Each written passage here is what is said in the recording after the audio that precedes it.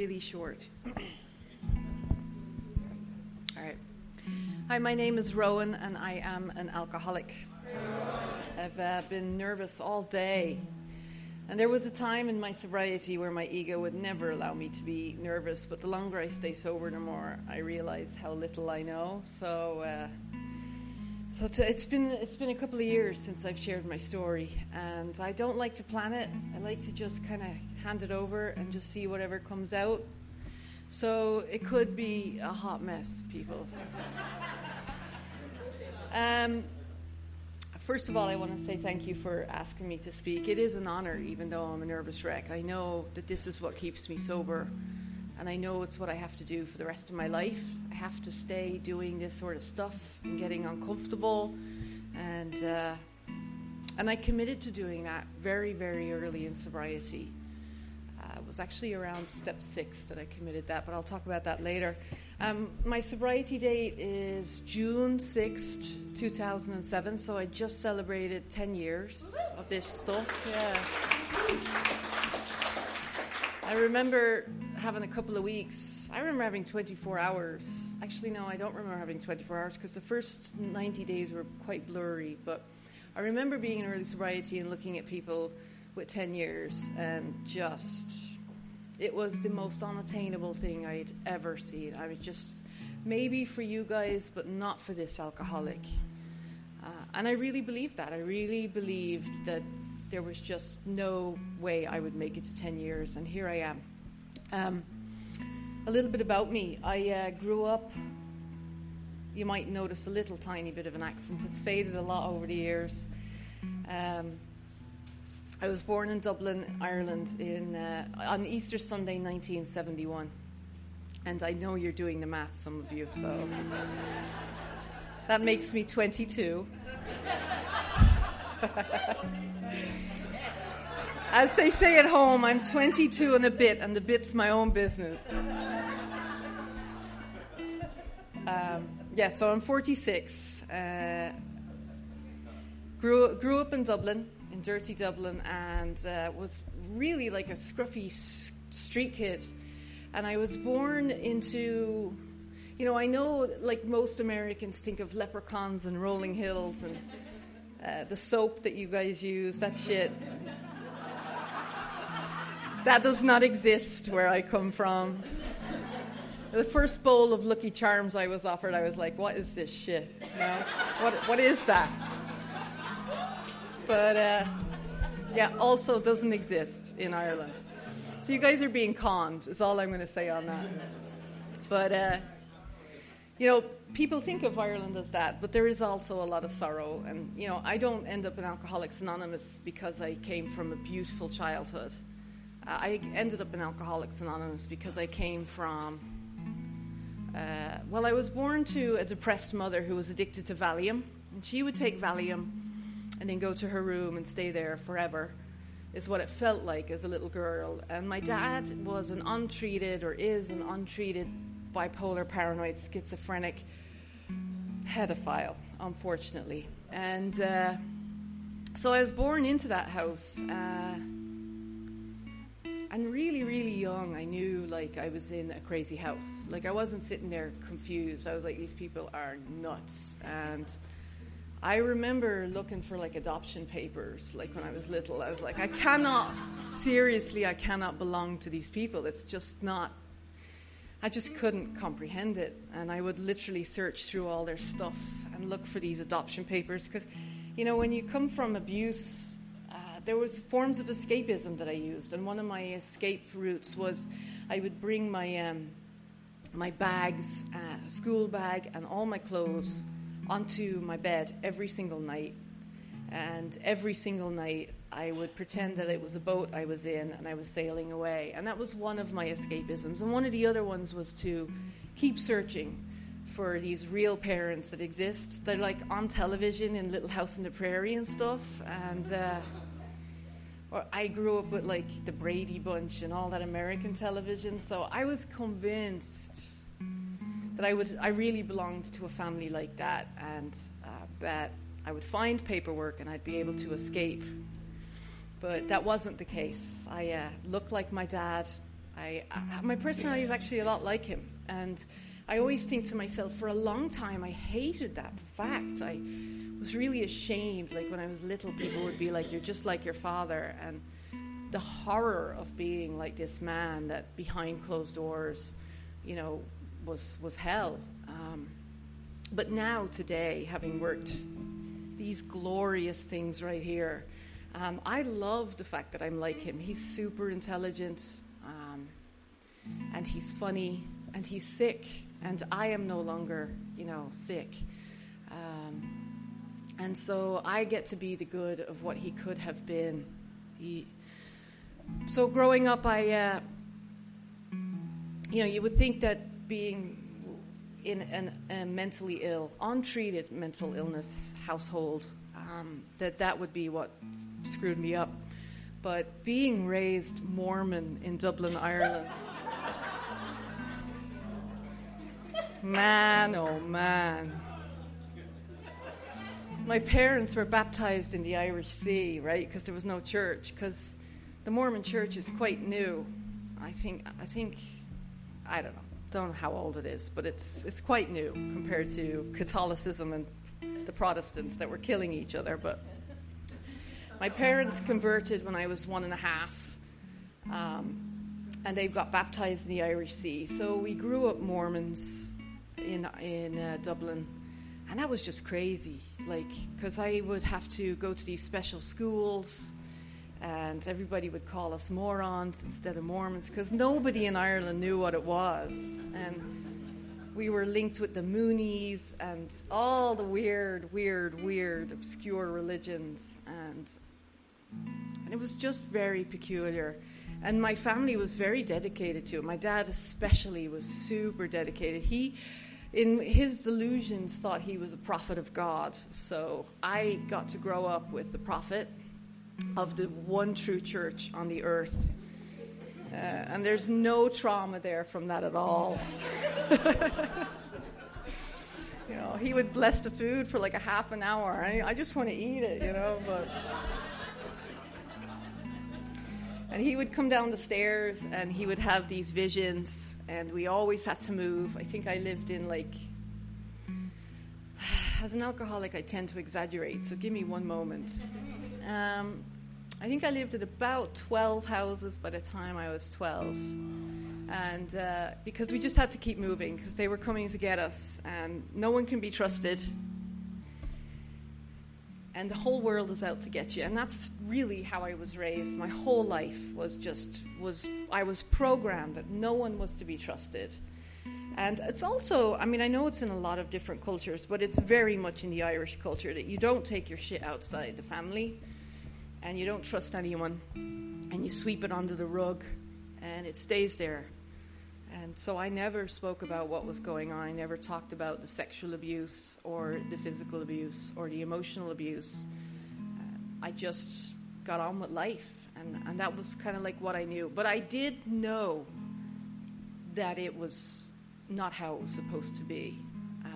And I always knew, my mind always stayed strong. I knew that he would never get to me, and he would never break me. I used to climb into the closet. Well, he used to lock us in the cupboards.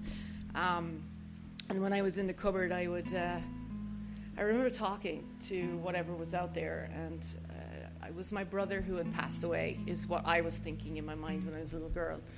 And I remember just thinking and saying out loud that I know I'm being watched over, and I know that I won't die in any of this situation. I know that I'll be okay. And I always knew it. I was crying, I was scared, but deep down, fundamentally, I knew that I was stronger than this, bigger than this, and that there was more for me in life than this. And I don't know how I knew it, but I knew it. And it drove him crazy.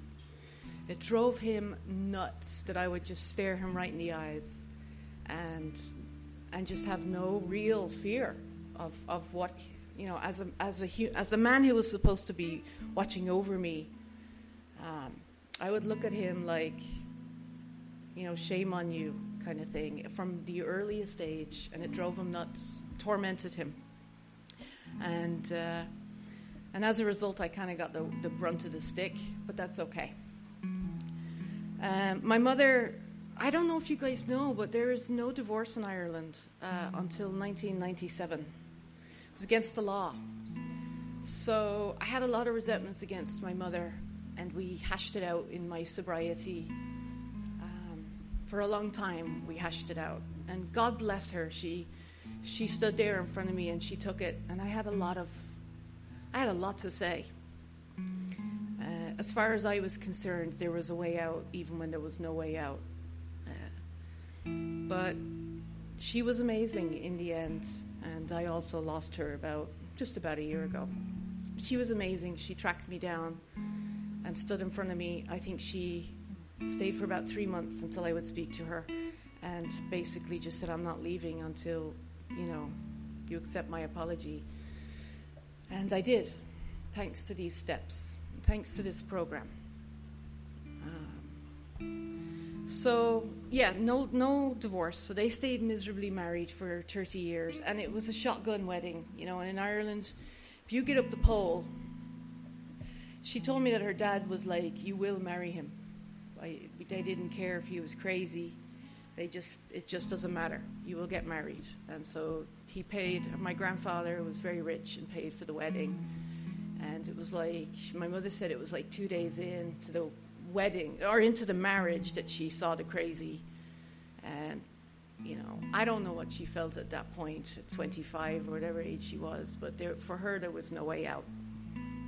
And anytime she wanted to leave, in any of the arguments or whatever, the usual threat of killing all of us and blah, blah, blah, and she would have had to have gone to England, so on and so forth.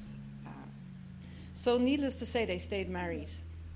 And at 21, I had a watershed moment. It was one of the I've had a few of them in my life, but my dad decided that he was going to apply for a Morrison visa to get into America because Americans were better than the Irish people. And so he applied for the green card for the whole family. Actually, I was 20. And the son of a bitch got it, and it was a lottery system. And so I remember rolling my eyes thinking, you crazy lunatic, we're not going to get the green card to go to America. But somehow or another, this big brown envelope arrived at the door, and he had done it. And I remember thinking, finally I get rid of him out of this country, he's going to go. And I went on upstairs, and I was doing my own thing, and I was delighted that my whole family was going to be leaving. And I knew just suddenly that if I didn't take this opportunity, that absolutely nothing in my life would change. I just knew without a doubt. And I didn't want to come here. I didn't want to change anything. I just wanted to stay. Whatever that was. And I was very broken. But I decided to come over to the States when I was 20, and I arrived here in 1992 when I was 2, and I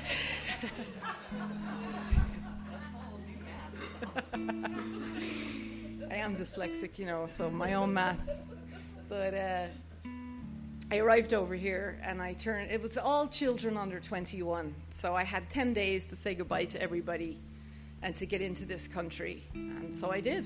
I just packed up everything into a couple of suitcases, and I moved to the States and turned 21. I emigrated here. I was looking because I'm applying for citizenship right now.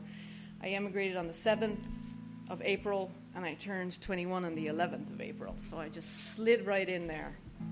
And I had $1,500 to my name. What's interesting is, though, I know you're waiting for alcoholism here. It doesn't exist until much later on in my life. I was raised Mormon. We don't drink. So I didn't experience alcoholism in my family or around me. I had an uncle who was an alcoholic, but that was about it. I got here. I didn't drink. I was a really good Mormon girl. And good Irish Mormon girls emigrate to Salt Lake City, Utah. That's what you do. So that's what I did. And I showed up in Salt Lake, and boy, was that a trip. I felt like I'd come from like the gangs of Ireland or Gangs of New York type thing. And here I am in Salt Lake, and I cannot describe the culture shock I went into. And I had left all my family, so I came on my own. And I had $1,500. I remember on my 21st birthday, I thought the best thing I could buy myself was a hairdryer. I mean, I am so tomboy, and I remember looking at the hairdryer after I bought it and thought, I don't know why I bought you, but the next thing that I bought was a 1979 Ford Thunderbird, because I thought it looked cool. Yeah, right? $500 that cost me. Now I'm down to like $970 something. I should have returned the hairdryer. So I'm driving around Salt Lake City in this gangbanger car, and every time I pull up to the stoplight, like all the other gangbangers are like, and then they see this little white Irish girl looking at them. It was, oh my gosh. But I taught myself how to drive, because I didn't drive in Ireland. I mean, I drove a tractor here and there, because at one point Daddy had us living out in the countryside with the cows and the rolling hills and the leprechauns. So I drove tractors, but I'd never driven a real car. So I hopped into the Ford Thunderbird and I taught myself, but I wasn't sure what or meant or the D. I knew I was very crystal clear on what or meant when I took out the mailbox right behind me in the complex. I knew then what the or, it meant reverse, in case you don't know. Which meant that D probably meant drive, and I was good to go. And I went, studied for the test, and got past the test, aced the test. I was super proud of myself, never did a class. But my driving to this day is mad as a hatter. I mean, people cling to the side of the car when I'm driving. Self-made, but yeah, so it was a huge culture shock, and I got, I lasted about a year, and I thought I'd come from so much neglect and abuse that I just found Americans too nice, and I just couldn't deal with it. And I left and went back home, and and after a year of being in America, I found Irish too brash. I was like, oh my God, you guys are rude. The Americans are really nice. They've been tender with me for the whole year, and now you guys are mocking me because I have an American accent. So, I went back and forth from Ireland to America, I think 2 or 3 times. At one point, I went home for a 3-week holiday and came back 3 years, and that was before 9/11. So you could actually do something like that. Now they know everything about everything. But before then, they would look at the monitor, because you're not supposed to leave for more than 6 months on a green card. So I had left for 3 years. Oops! Now I got to get back in, because I decided America was for me again. And they're standing there looking at the monitor. I'll never forget it, in JFK. And he's like, "How long have you been out of the country?" And I'm like, 3 weeks. And he looks at the monitor, pretending he's seeing something. And he's like, "Well, welcome home." And I'm like, "Oh, thank God." I had no return ticket. The ticket, I told him I'd lost. I mean, it was just ridiculous, the lies I had to tell. But I got back in. And what's interesting is that I was 335 pounds, and this is where my story varies a little for people who are in Alcoholics Anonymous. I was 335 pounds, and I ate instead of drank. And I decided I had gotten this swanky job in Dublin.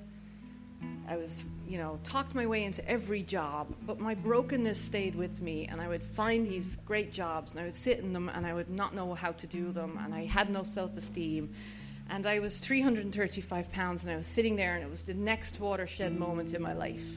And I thought to myself, if I don't go back to America and do something about this weight, my life will never change. And I knew I was eating. I was textbook abuse, went into the refrigerator at 10 and never left.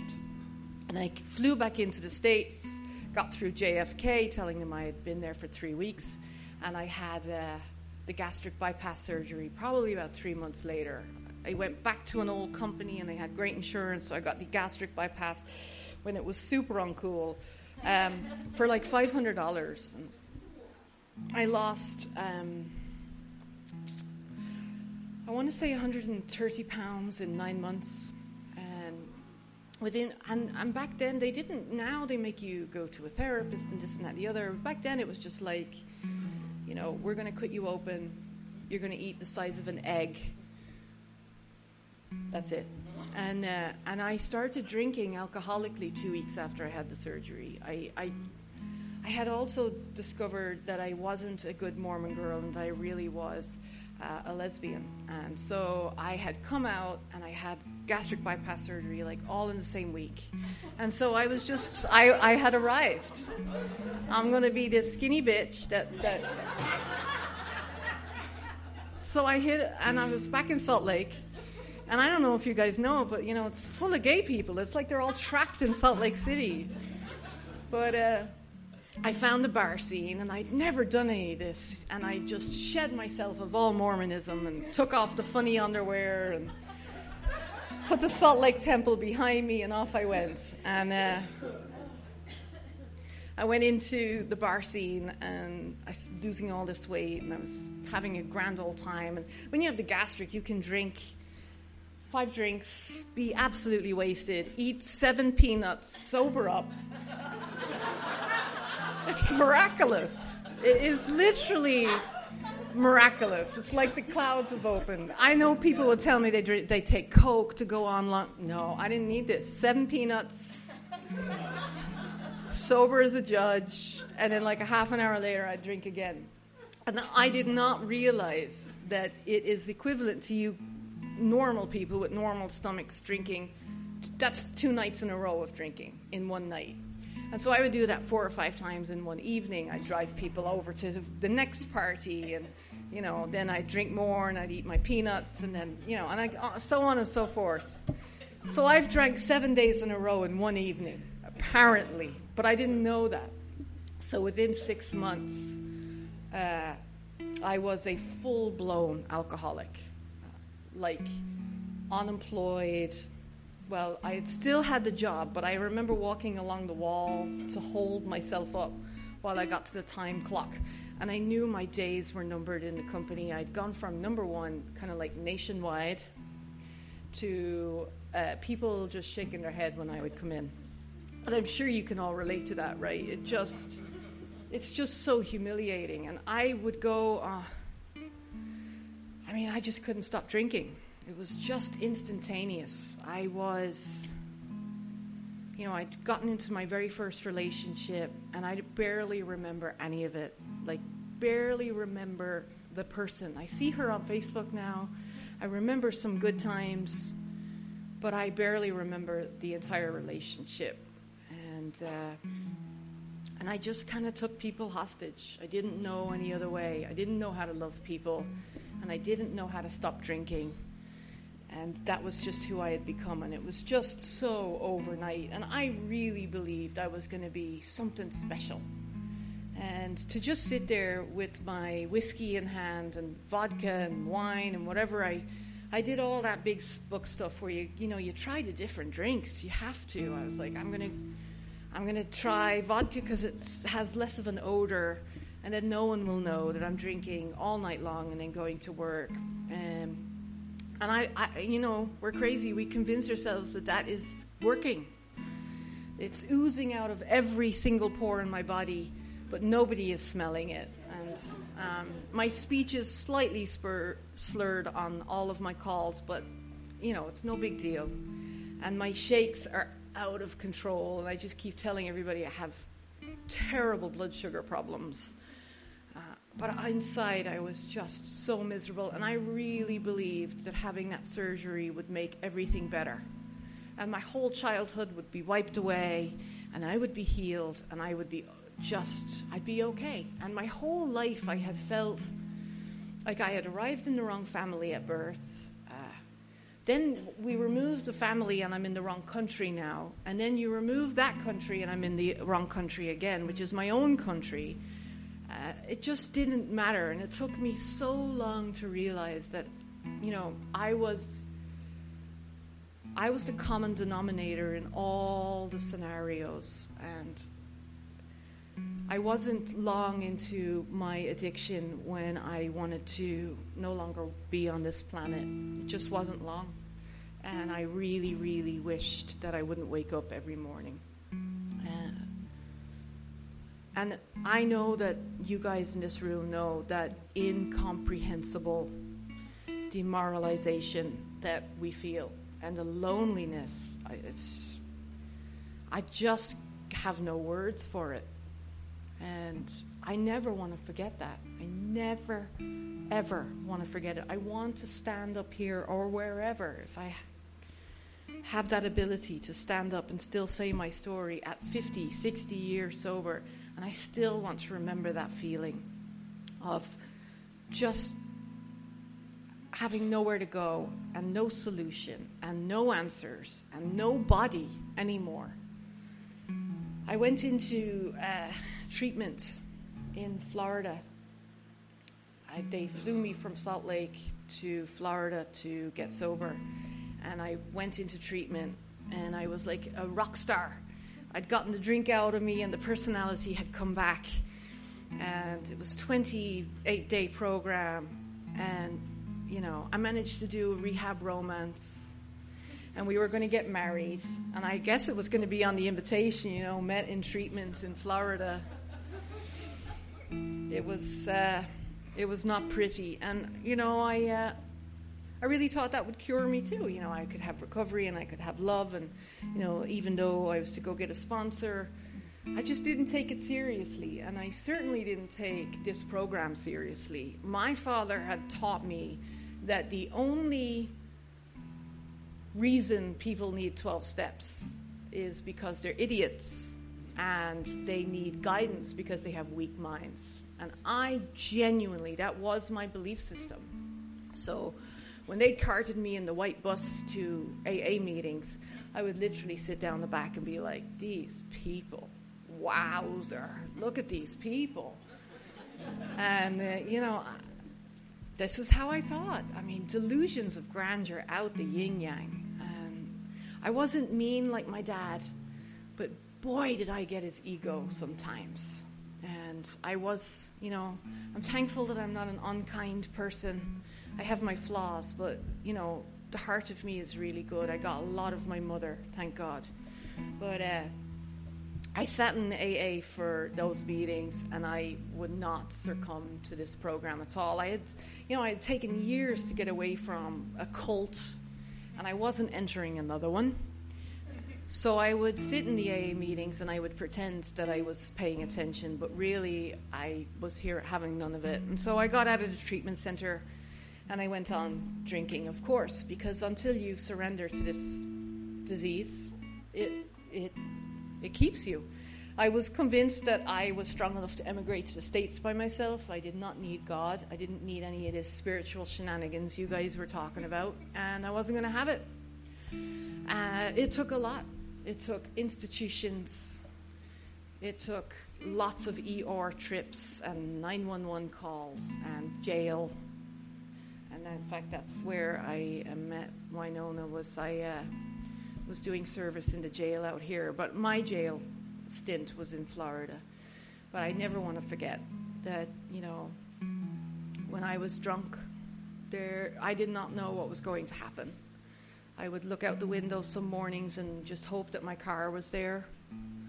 I drove drunk. In fact, I was convinced that I could drive better when I was drunk. And people would try to hide the keys from me. And I literally was convinced that I was fine and I could drive just fine. And thank God I didn't kill anyone. But that's just one of the many, many blessings. I had...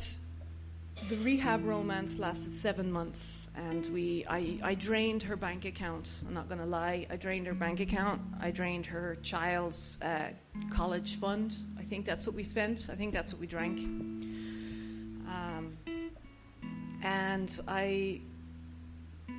She left. The bank account became empty, and she left. And I was sitting in this apartment. I was about 2 weeks away from being homeless.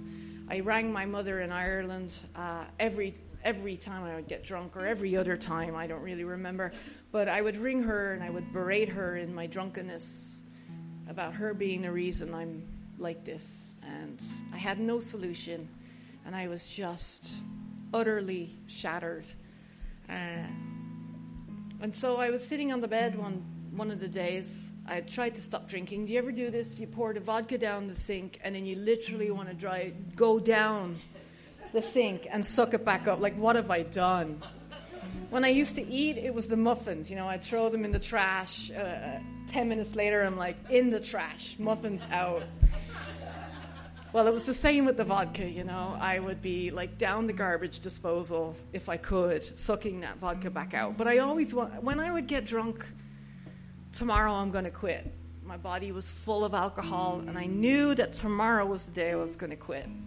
And the next morning, that thought would never even cross my mind. I would be at the liquor store before they're even open. And so that one night I was there, and I finally the tears came down my cheeks, and I cried out, whatever's out there, please help me. And I never drank again. And that is my story. And I got up the next morning. I started the detox process, and I went to AA meetings. I sat there and I listened. And in Florida, they're kind of old school. I've never heard the saying here, but they tell you to take the cotton out of your mouth and or out of your ears and put it in your mouth. And I did. And literally up until you have like 9 months, you just shut up and listen. And I listened. And I got a sponsor.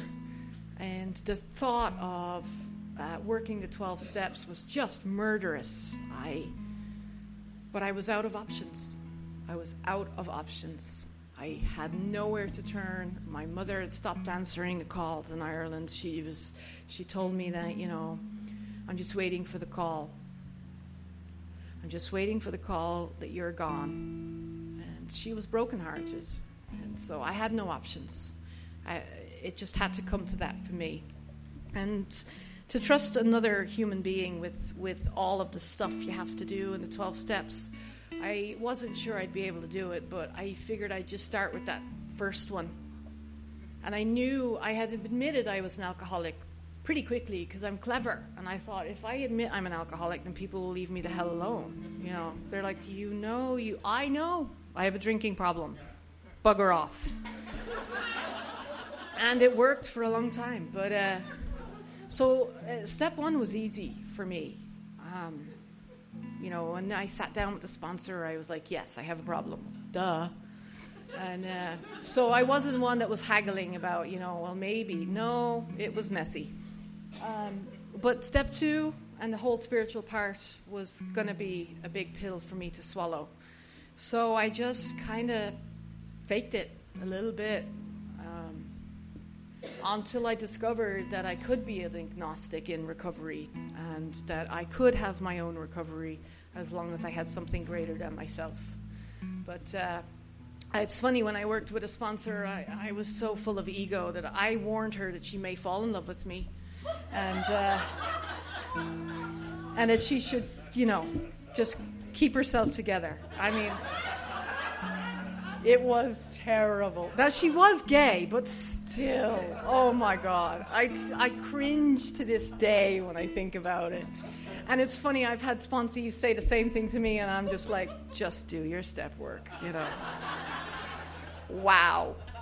And so I was convinced that if I had her fall in love with me, by warning her she was going to, I wouldn't have to work the steps, and we would just eat dinner and drive around and have a grand old time. But no, she was having none of it, thank goodness. And so she, had me on step 2 and made me write my conception of a higher power. And boy, I took ages doing that. I mean, lots of people spend a long time on the 4th step, but I was convinced I was going to rewrite how a higher power was defined in the world, and I was going to blow her away. And I showed up with my piece of paper. In fact, I read it just a couple of months ago or a month ago, and I'm like, what is this? I mean, but when you have 3 weeks sober, it's profound. So I showed up at her house, and she's like, you know what, let's hop in the car. I'm going to go to the grocery store. Bring it with you. And I'm like, this is not what I wanted, a microphone, podium.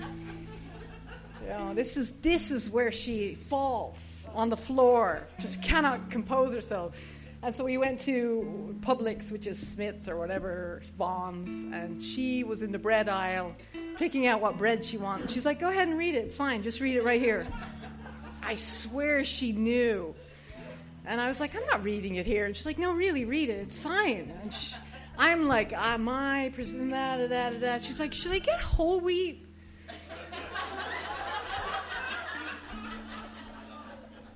I was like, I'm going to get drunk tonight, and it's going to be your fault. That's what's going to happen on this one. And I left there. I was disgusted. I drove home like a maniac, and I couldn't drink. I wanted to drink despite her, and that option was gone. I remember I drove to Walgreens, because in Florida, the Walgreens has a liquor store on one side and Walgreens, and they're all Walgreens. And I would literally sit outside and cry my eyes out like I was grieving a girlfriend. Like, love of my life was gone, and I sobbed that I couldn't go in there and get drunk. I just sobbed that it couldn't be my solution anymore. And then I caught myself doing the things that this woman had told me to do. I would say the Serenity Prayer. And I would find myself driving back to the trailer I was staying in, because someone had let me stay in the back of their trailer because I had nowhere. And that's what I would do. And I would cry myself to sleep, and I would say those weird prayers, and I would fall asleep. And this is how it went on. And I got to step 3, and I'd made a decision. I didn't even know what she meant by my will. I was, my brain must have been mush, because I was like, I don't understand. I've been running this show my whole life. I mean, I don't even understand what you mean by I don't run the show. Like, what does that mean? Like, I couldn't comprehend it. And thank God people broke it down for me. I must have looked like a right moron, because I just couldn't get it. And they were like, look, when you're running the show, it's going to feel weird. And you're going to be wanting to do things that are against the grain of comfortability. And you will know when you're doing the right and the wrong. And thank goodness they simplified it like that for me. Because I just wouldn't have gotten it. And that's how I gradually learned to hand my will over. I ran through my step 4, and I thought for sure I would kill her after I did my step 5, that I would just have to murder her, and that would be what would have to happen. It didn't. I didn't have any spiritual awakening after step 5. I didn't feel anything other than a desire to take her life. Nothing.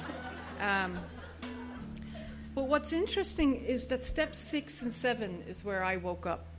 Step 6, the forgotten steps, 6 and 7. In fact, Bill W. didn't even have them in the original steps. And he went to his pastor, I think, and the pastor was like, what's this? You need to put more spirituality into your steps and your program. And he did, and step 6 and 7 were born.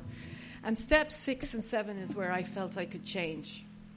That I didn't have to be a product of my childhood. That I didn't have to stay broken forever.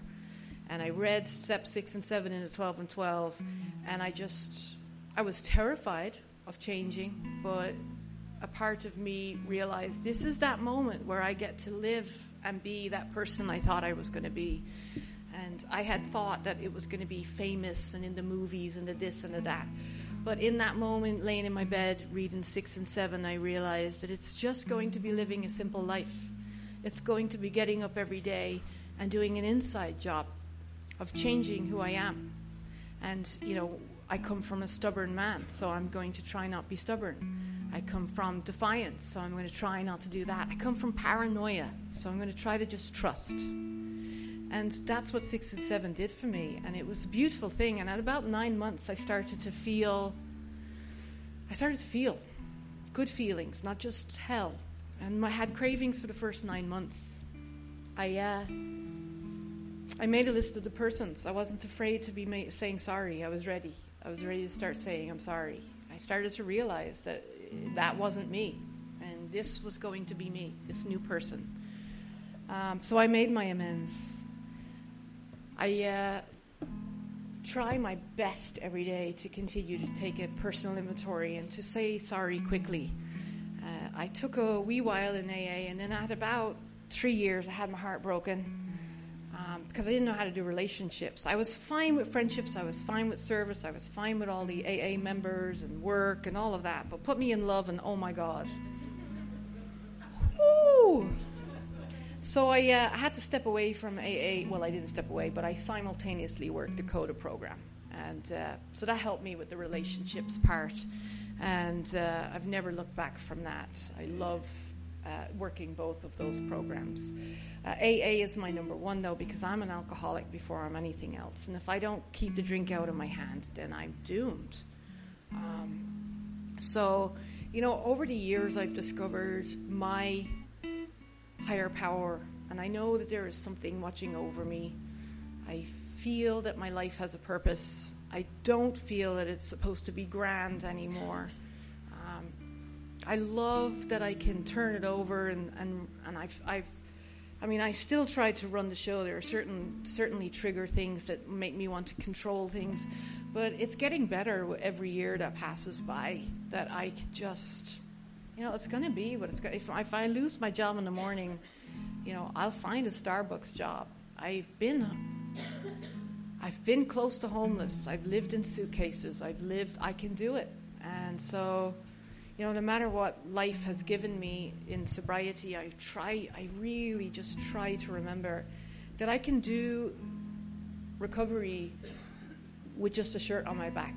I can do that. And so I don't have to live in fear that I'm going to go broke. So I don't have to control the job, and I don't have to control the relationship. Today I can have a healthy relationship. I can be honest and transparent, and I can say this is what I'm feeling, and I can say this is when I'm fearful, and this is who I am, and this is the damage that was done to me. I spent a lot of years trying to hide that stuff, trying to pretend I was okay. And vulnerability is a powerful thing. I discovered probably about 4 years ago, Brene Brown's video of, the power of vulnerability. And, that was something that stuck with me. And I realized there's a tremendous strength in doing these programs or these steps. There's courage, like courage I've never had before. I thought courage was, just being brave and facing the world. But courage is about going inside and telling another human being what's going on, and getting real and getting honest and staying that way. This program,